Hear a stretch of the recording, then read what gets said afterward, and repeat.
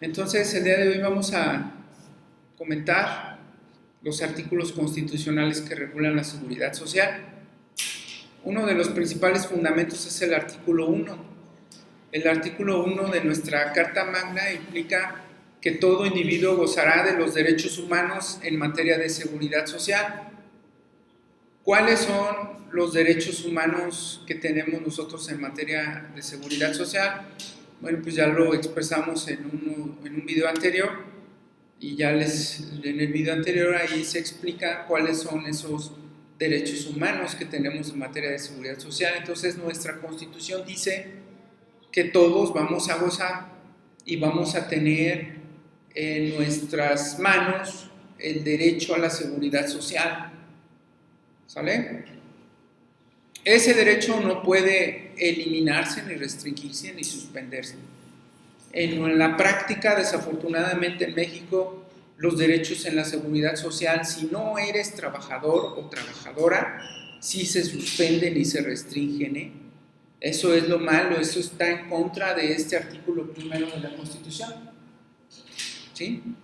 Entonces, realmente sí se restringen en México, contrario a lo que dice aquí. Entonces, ¿quiénes gozan normalmente de los derechos humanos en materia de seguridad social? Los que son trabajadores o trabajadoras. Si tú no trabajas, el Estado no te otorga seguridad social. Lo más que hace el Estado mexicano, lo hemos comentado, es que te da seguro popular. El seguro popular solo te da servicios de salud. Eso no es la seguridad social. Seguridad social es una lista muy extensa de derechos que a todos los ciudadanos nos corresponden. ¿Estamos? Entonces, si así nos ponemos a analizar, muchos de los artículos de la Constitución no son aplicables en la realidad. Son falacias, son cosas que no se dan en la realidad. Están muy bonitas y suenan muy bien, pero no es cierto, no aplican. ¿Sí? Entonces, ¿qué más dice el artículo 1? Que todo lo que se refiere a seguridad social se interpretará en el sentido más favorable. Entonces, todas las normas en materia de seguridad social se deben interpretar en el sentido más favorable a los ciudadanos, a las ciudadanas. Otro contenido del artículo 1 es que queda prohibida la discriminación por nuestra condición social. De la misma manera, eso no se da. De hecho, no hay autoridades que estén multando ni sancionando a las personas que discriminan. ¿O ustedes han sabido de alguien que lo metan a una prisión o lo multen por discriminar a alguien? Entonces queda prohibida, sí, pero ¿y qué más? Ya sé que está prohibida, y tú como autoridad, ¿qué estás haciendo para proteger que no haya discriminación? Porque la discriminación transgrede el derecho humano a la seguridad social. ¿Vale? Y a muchas personas las discriminan por su condición, por su edad, por su estatus, por su ingreso, por su aspecto. ¿Sí? Entonces, eso está muy bonito, sí, reitero, en la Constitución. Sin embargo, no existe actualmente una forma de que se sancione o se cuide que no exista la discriminación.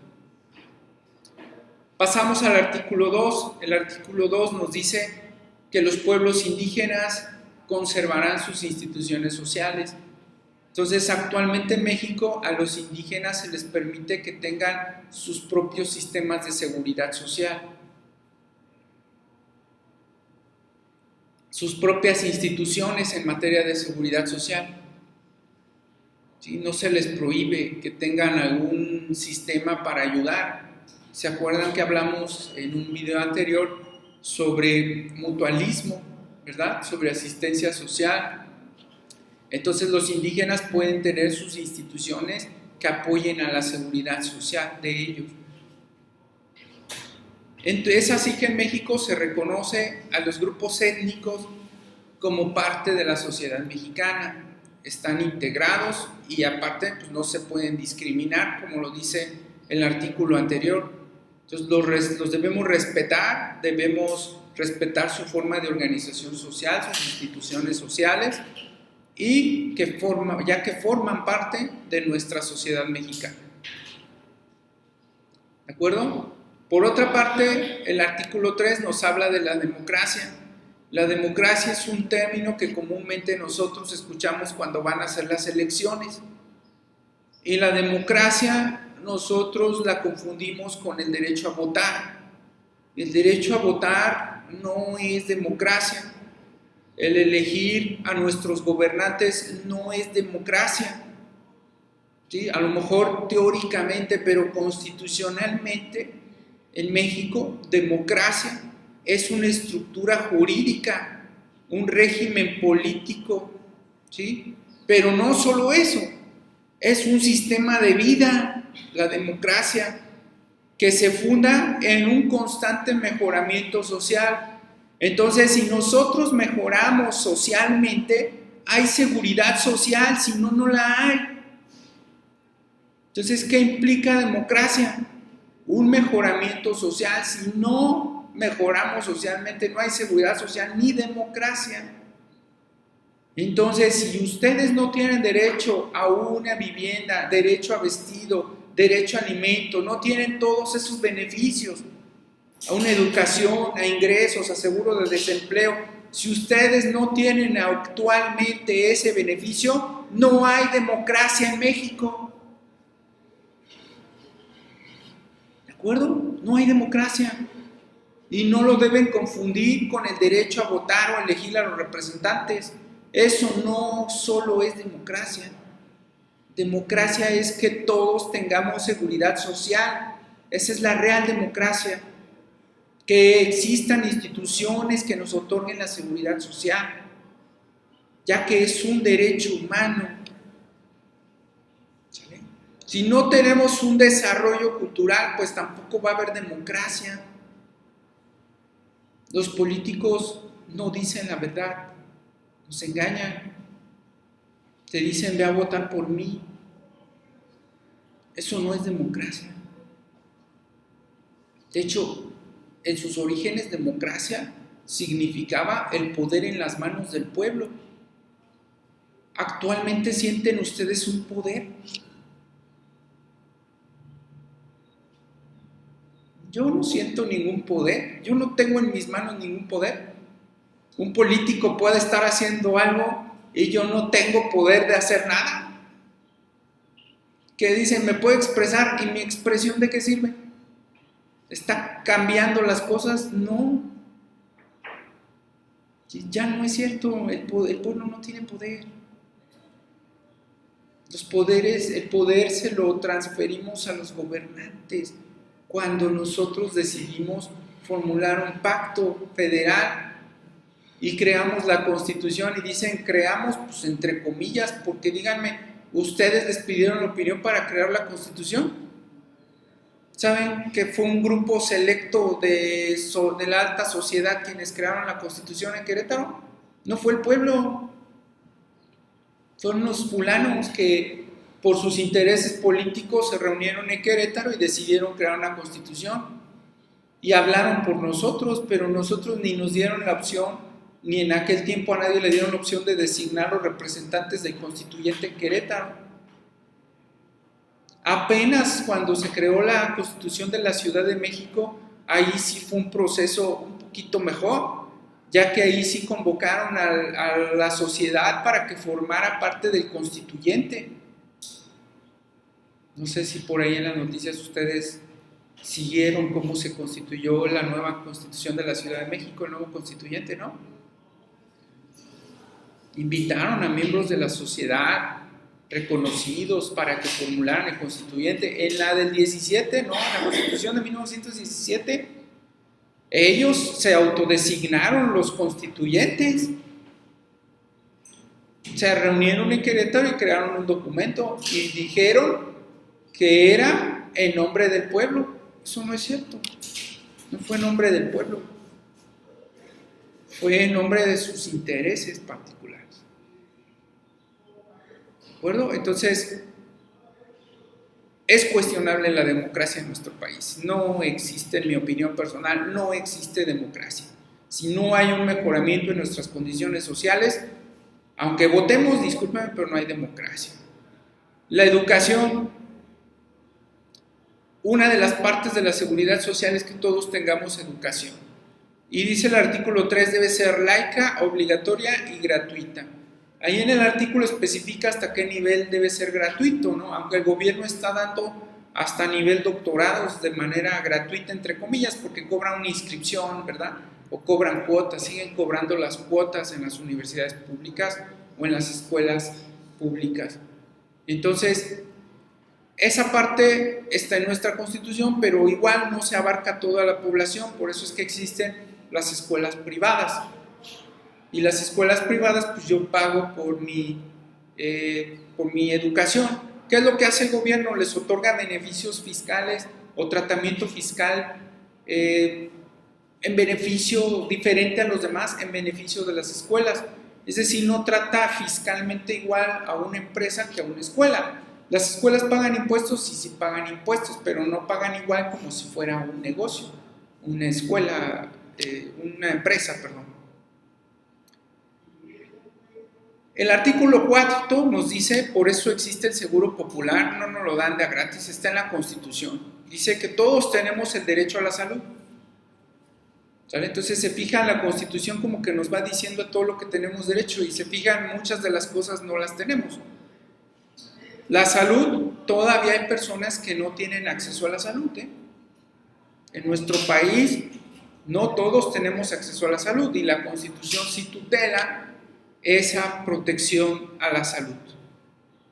El artículo 5 nos dice que los servicios profesionales de índole social serán obligatorios y retribuidos.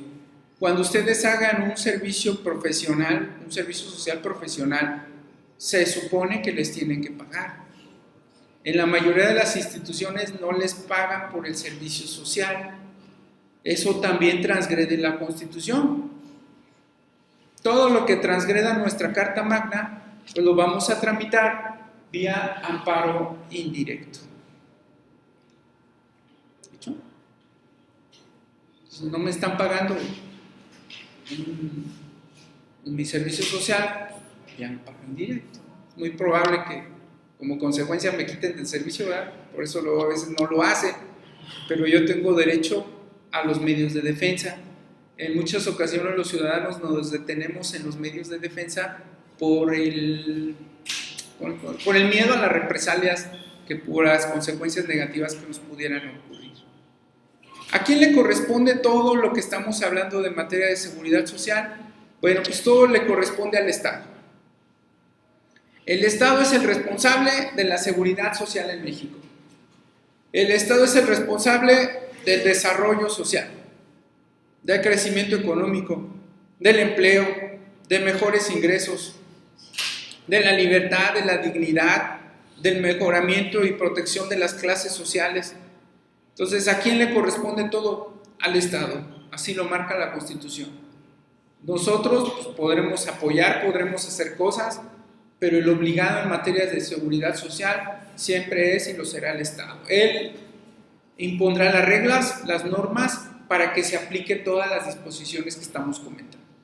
Entonces, si está fallando la seguridad social en México, ¿quién es el responsable? El Estado.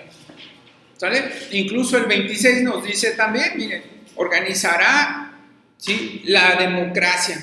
Entonces, si está fallando la democracia, ¿quién es el responsable?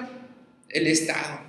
¿Para qué es la democracia? Bueno, pues para el desarrollo, ¿sí?, la solidez, el dinamismo, la permanencia, la equidad, el crecimiento de la economía, también de todo lo social y cultural.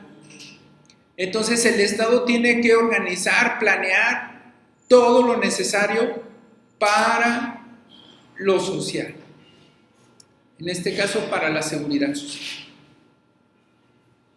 Si no lo está haciendo el Estado, si no realiza algo en materia de seguridad social, Reitero, ¿qué vamos a hacer? Bueno, pues podemos promover un juicio de amparo indirecto. El 27 dice lo mismo. La nación tendrá el derecho de regular todo en beneficio social.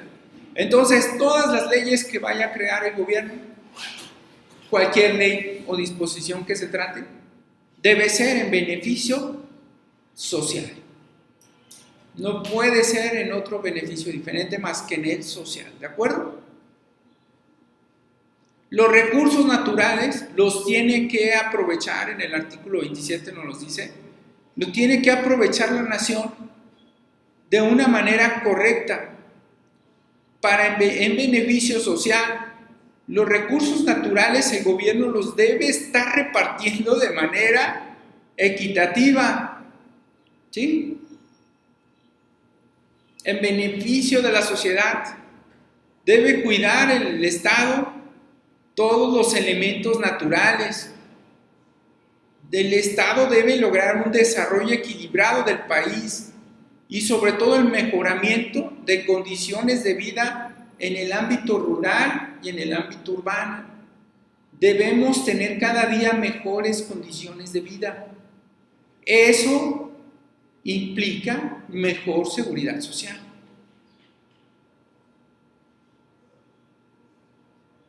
Artículo 28 de nuestra Carta Magna.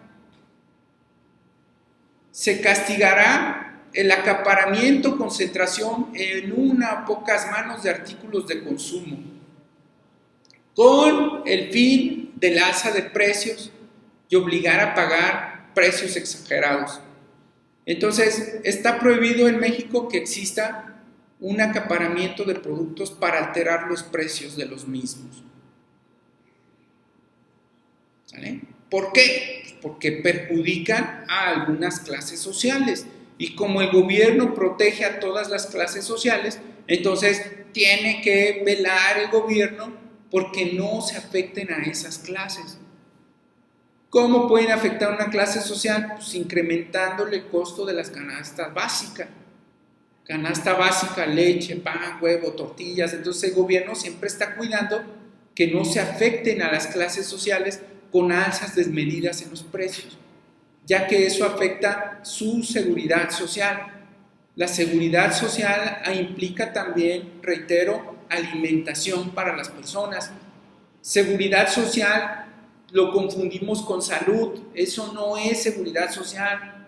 Seguridad social son muchos conceptos: cultura, educación, vivienda, salud, desde luego, vestido, etcétera, ¿no? Entonces el gobierno tiene que estar al pendiente de castigar a todas aquellas personas que afecten a alguna clase social. Quedamos que el gobierno establecerá leyes. ¿Quién es el facultado para crear las leyes en materia de seguridad social? Es el Congreso. No toda la culpa de lo que pasa en México es del presidente de la República. También es culpa del Congreso, porque ellos deben crear todas las leyes, los dice el artículo 73, para un mejor desarrollo social. Entonces, si una ley está mal, si una ley no cumple con el beneficio social hacia las personas, ¿de acuerdo? La culpa es del Congreso, ya que es el facultado para establecer todas las reglas para un adecuado seguridad social. El presidente entonces, ¿qué hace? Simple y sencillamente aplica esas reglas en materia de seguridad social. El presidente se encarga de respetar y hacer respetar todas las leyes que cree el Congreso en materia de seguridad social. Entonces, sin embargo, ellos siempre se escapan de las críticas, los congresistas, ¿no? Siempre se escapan de las críticas, nunca ponemos atención en ellos, pero son los responsables de la carencia de una adecuada regulación en materia de seguridad social. El artículo más importante en materia de seguridad social es el artículo 123. Es el pilar fundamental de la seguridad social. Está bastante amplio. Él contiene todo lo que tiene que ver con la seguridad social. Este artículo 123 también lo ocupan los laboralistas, también es el pilar fundamental del derecho del trabajo.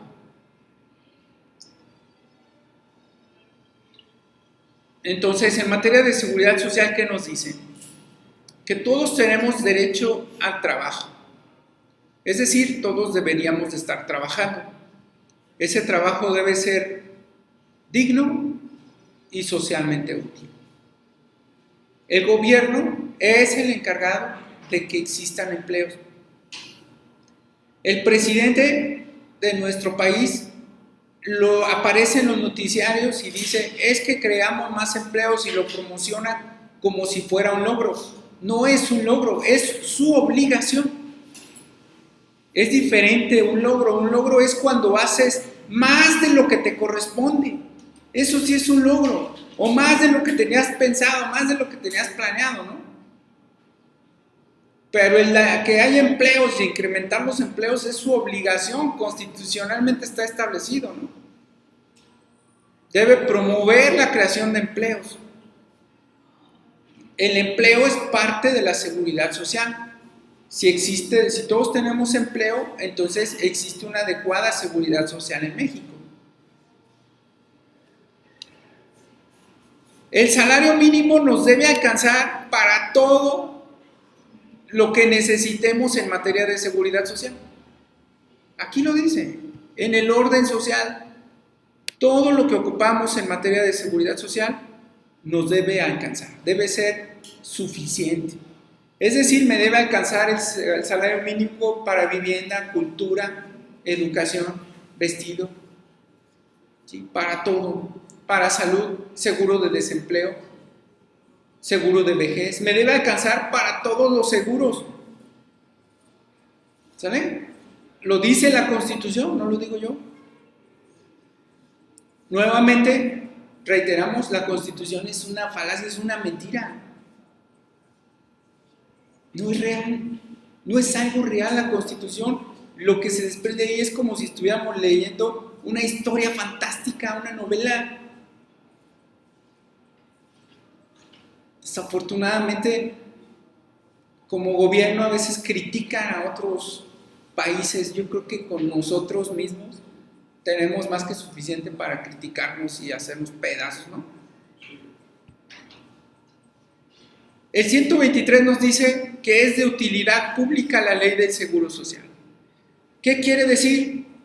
Que es lo más importante en México para el público, para la población, es la ley del Seguro Social, que es la disposición jurídica que vamos a estar analizando. En este sentido, es la norma fundamental después de nuestra Constitución en México, porque es de utilidad pública, es algo muy importante para la sociedad. ¿Y qué comprende la ley? ¿Qué nos da la ley del Seguro Social? Reitero, malamente solo a los trabajadores. Si no eres trabajador, no te dan esto, que es algo que está incongruente en la Constitución. ¿Estamos? ¿Qué nos da? Seguros. ¿Qué seguros? Vamos a analizar cada uno de esos seguros más adelante.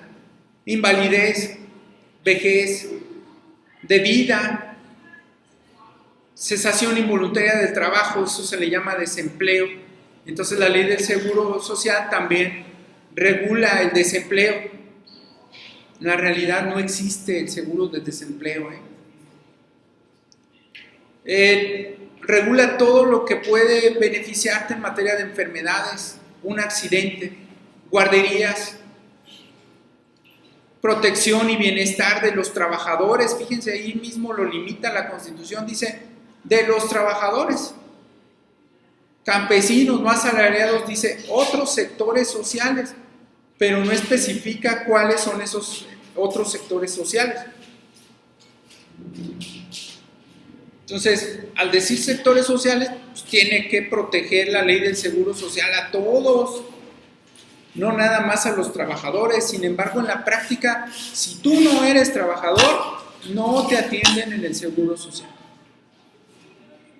podrán atenderte una urgencia, que estés, no sé, desangrándote y te lleven ahí porque es lo más cerca, ¿no? Pero ya un tratamiento, una cirugía programada o algo por el estilo, ya no te lo atienden si no eres trabajador.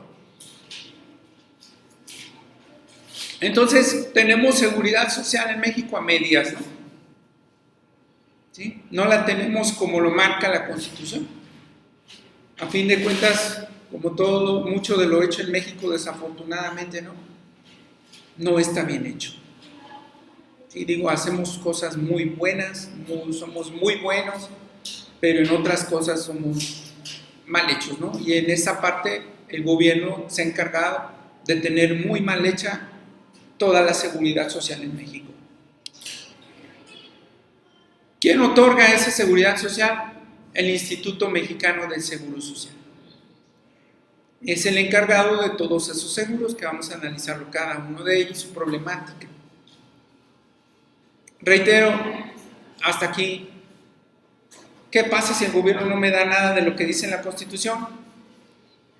Voy a promover un amparo indirecto, se presenta ante el juzgado de distrito, ¿sí?, de mi residencia, el más cercano a mi residencia, hago una demanda, la demanda contiene el asunto, a quién se dirige, quién soy yo, cómo acredito quién soy yo, en el caso de que sea una persona moral, los fundamentos del escrito, un domicilio para que me notifiquen. Voy a redactar en esa demanda de amparo indirecto los hechos bajo protesta de decir verdad, hechos o antecedentes se le llama. Voy a redactar qué preceptos de la Constitución o de los tratados internacionales afectaron las autoridades encargadas de la seguridad social. Voy a redactar los conceptos de violación. ¿Qué son los conceptos de violación? Es qué derechos humanos se me afectaron, qué acto de autoridad afectó esos derechos humanos en materia de seguridad social y las razones por las cuales yo considero que ese acto afectó mis derechos humanos en materia de seguridad social. Voy a redactar, en su caso, una suspensión de lo que me está pasando, que se detenga lo que me está ocurriendo o lo que me pueda ocurrir. Voy a presentar las pruebas, acompañar las pruebas a mi escrito. Ya que tengo esas pruebas en mi escrito, voy a solicitarle al juez lo que yo quiera. ¿Qué le voy a pedir? Pues que me ampare, que me proteja. Voy a poner lugar, fecha y firma y lo voy a entregar. Voy a sacarle las copias al escrito. Ese escrito va a tener copias para cada una de las autoridades que me pudieron afectar los derechos en materia de seguridad social o que me los puedan afectar. Una copia más para el incidente de suspensión y otra copia más para de mi acuse.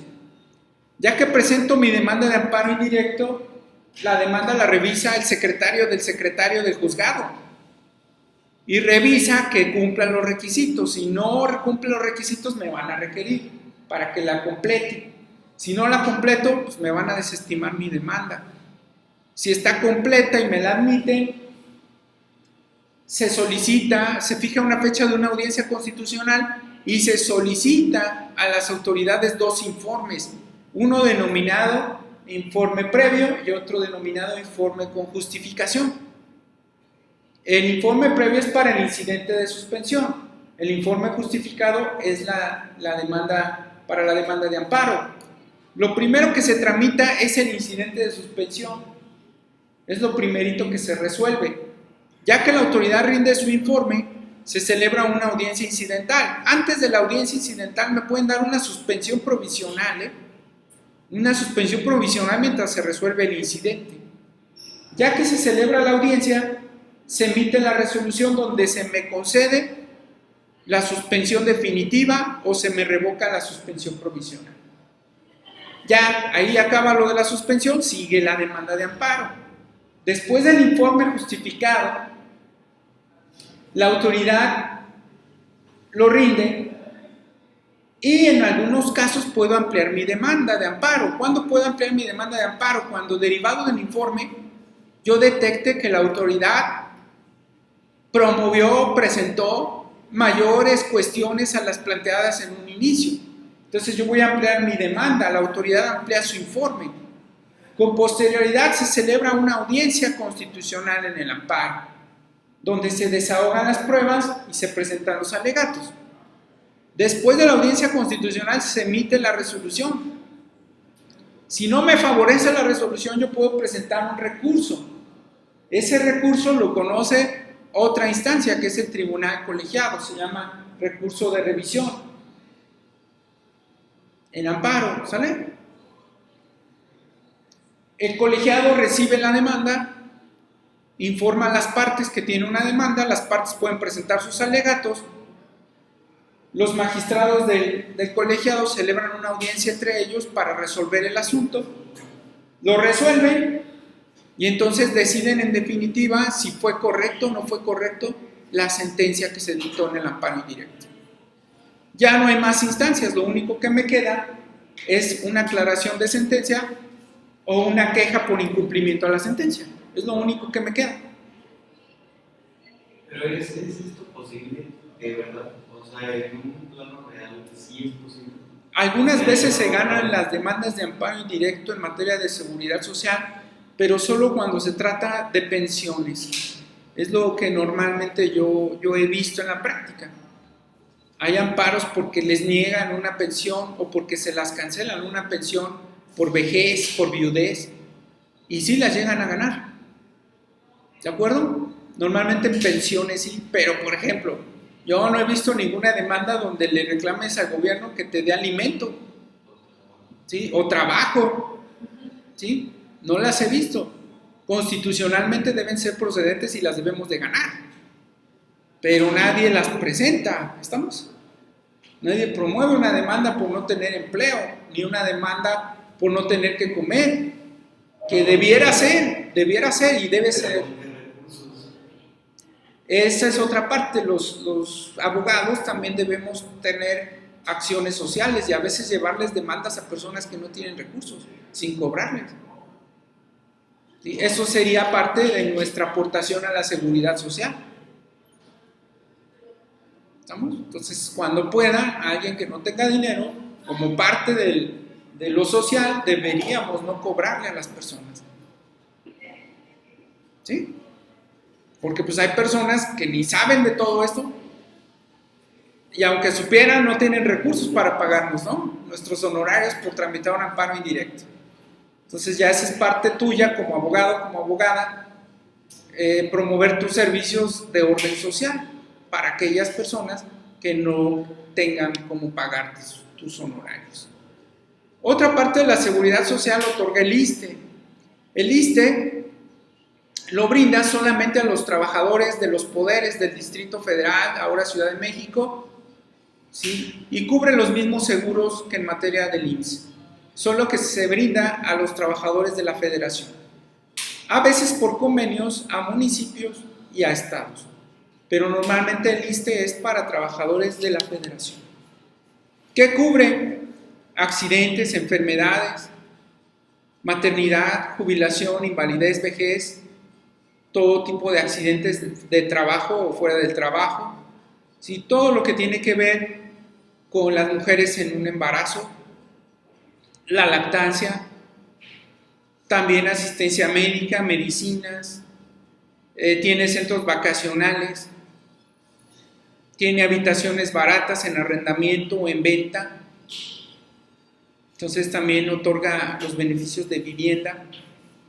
Entonces el ISSSTE, bueno, pues tiene 41 prestaciones, es uno de los organismos más importantes en materia de seguridad social en América Latina. Se habla que en un futuro se va a fusionar con el IMSS, no es seguro, eso es un proyecto. Por el momento no hay nada de certeza de que se vaya a fusionar el IMSS y el ISSSTE. Se proyecta en 15 años, no sé, pero en 15 años pueden pasar muchas cosas, puede llegar otro presidente, revocar eso, ¿no? O sea, es un proyecto, pero no es nada seguro. El ISSSTE Yo, dentro de mis actividades, yo laboro para el Instituto de Seguridad y Servicios Sociales de los Trabajadores del Estado. Soy representante de ese instituto, soy funcionario público federal y pues yo estoy a sus órdenes también en ese instituto para cualquier asesoría. Es un instituto que yo quiero mucho, del cual estoy muy orgulloso de pertenecer, y en mi opinión personal, de acuerdo a mis vivencias, tanto en el IMSS como en el ISSSTE, considero que el ISSSTE es mucho mejor institución que el Instituto Mexicano del Seguro Social. De acuerdo a mi experiencia, porque yo he tenido ambos servicios, yo he tenido IMSS y he tenido ISSSTE, y el ISSSTE, en mi opinión, es de los mejores institutos. Lógico, tiene sus problemas como cualquier organización, sin embargo, sí es, en mi opinión, mejor organismo público que el Instituto Mexicano del Seguro Social, en todos los aspectos, salvo mejor opinión de alguna persona, ¿no?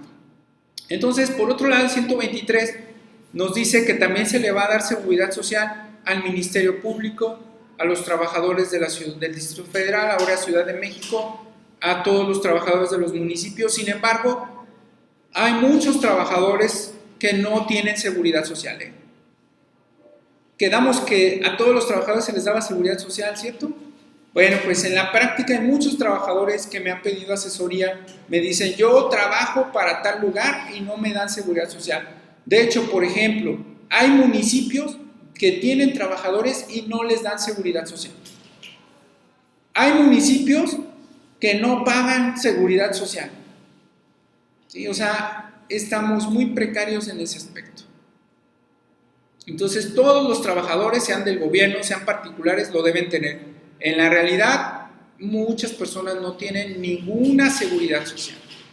También quienes tienen seguridad social son el Ejército y las Fuerzas Armadas. Ellos tienen su propio instituto, ¿sí? Se llama ISFAM. Tiene el ISFAM alrededor de 60 años de estar operando. Y tiene sus propios hospitales, tiene sus propias prestaciones, tiene su propia ley, ¿sí? Y se le otorga solo a las Fuerzas Armadas. ¿Qué sucede con los empleados que no cuentan con la seguridad social? Así es, ellos pueden, un trabajador que no tenga seguridad social y esté trabajando para un patrón, ¿no? Tiene el derecho a demandar. Puede presentar su demanda ante la Junta, ante las juntas, ya sea la Junta local o la federal. Van a citar al patrón, el patrón se va a molestar, no le va a parecer que lo hayan denunciado, entre comillas, ¿verdad? Y lo que pasa en la práctica es que luego los corren. Y muchos trabajadores viven sin seguridad social por la amenaza en que si se quejan, los van a correr. ¿Qué es lo que hacen muchos patrones para compensar eso? Les pagan más. Les dicen, es que yo no te doy seguro social, pero te estoy pagando más. ¿Sí? Eso no es correcto, ¿de acuerdo? Y no te quejes porque te estoy pagando más, les dicen, ¿no? Pero si te quejas, te voy a despedir. Entonces, hay muchos trabajadores en México que viven con el miedo de que los despidan por ventilar al patrón que no les está otorgando seguridad social. Y así se la viven. Si les pasa un accidente, ¿qué es lo que hace el patrón? Los manda a la Cruz Roja, los manda a un hospital particular. ¿Sale? Evaden mucho, o sea, los patrones se ahorran mucho. Sí, hay patrones que no dan seguridad social y se llegan a ahorrar al año millones de pesos. Millones de pesos.